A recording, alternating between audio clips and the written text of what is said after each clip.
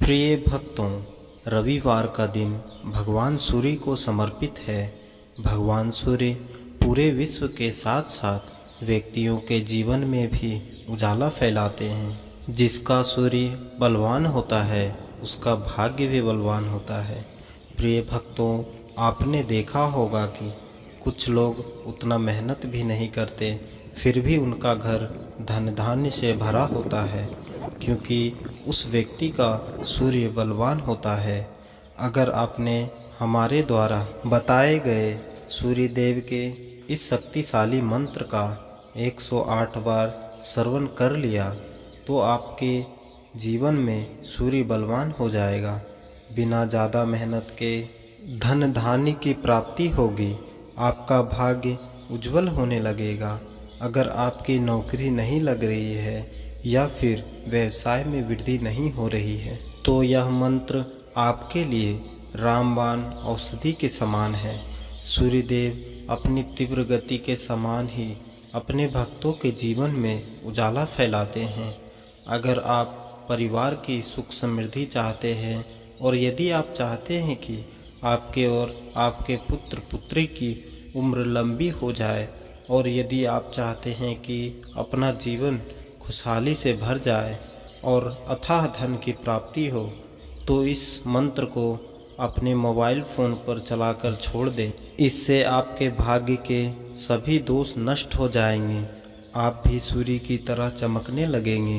प्रिय भक्तों, तो आइए सूर्य देव के इस चमत्कारी मंत्र का श्रवण कर लेते हैं। अगर आप चैनल पर नए हैं तो चैनल को सब्सक्राइब अवश्य करें और कमेंट में जय सूर्य देव लिखना ना भूलें और वीडियो को लाइक जरूर करें। मंत्र इस प्रकार है।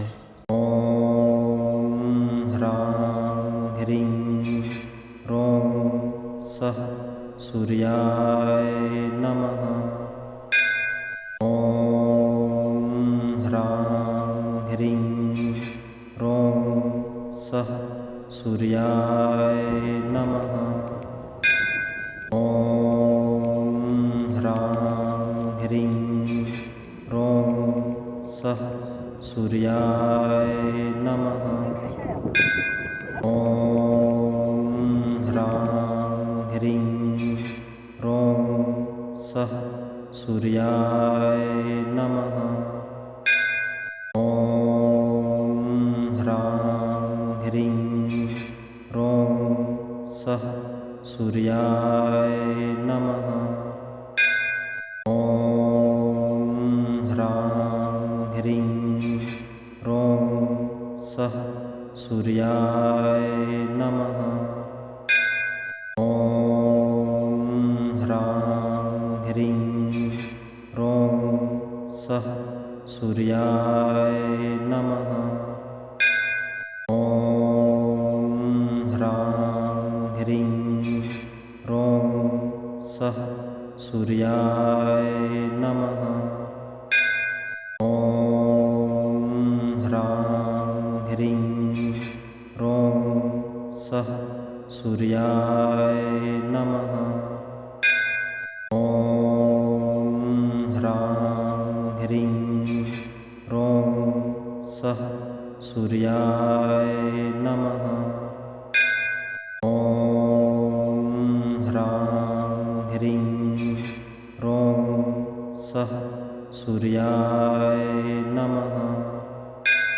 ओम ह्रां ह्रीं ह्रौं सः सूर्याय नमः। ओम ह्रां ह्रीं ह्रौं सः सूर्याय नमः। ओम ह्रां ह्रीं ह्रौं सः सूर्याय नमः। ओम ह्रां ह्रीं ह्रौं सः सूर्याय नमः। ओम ह्रां ह्रीं ह्रौं सः सूर्याय नमः। ओम ह्रां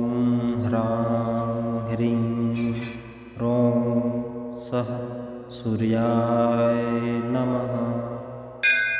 ॐ ह्रां ह्रीं ह्रौं सः सूर्याय नमः। ॐ ह्रां ह्रीं ह्रौं सः सूर्याय नमः।